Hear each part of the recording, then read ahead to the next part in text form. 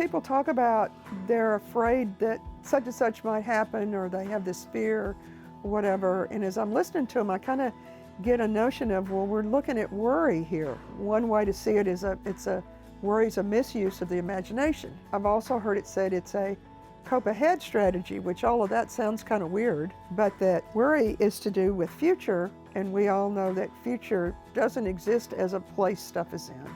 You're thinking ahead, so but you want to make sure that if you're going to think ahead, you're going to be planning ahead, which is more your smart brain rather than your bottom brain. Worry would go along with your old emotional brain. People have all of these thoughts that come to mind. We have lots and lots of thoughts that come to mind every day.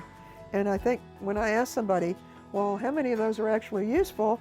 And then they'll go, well, not many. But just thinking that way, your deeper mind doesn't differentiate between something that's happening right now and something that you're just imagining. And so that works great if you're in a movie and you're watching the movie and it's really cool. You've got lots of mostly audio video input, and your brain is pretending that that's all happening and taking place, and you're responding to it like you're right in the middle of the episode, rather than that you're sitting on your couch or in a movie theater chair. But with worry, it's the same process, only you didn't ask for it. It's not entertaining. And each thought, really smart people generate lots of thoughts, and then each thought generates the next thought and the next thought and the next thought. And your brain thinks it's all happening right now, and it gets your fight or flight on all revved up to get you to do something about it right here, right now, even though nothing's actually happening except you're just sitting there watching the movie, or you're just sitting there, you're thinking. We also know that some of those kind of wild, crazy thoughts come from when your brain is not attached to a task. And we call this middle brain because it's the part of the brain that it will be defaulted to, your thinking, when you're not actually doing something. And it's kind of ruminative kind of thoughts. We call it irrelevant thoughts.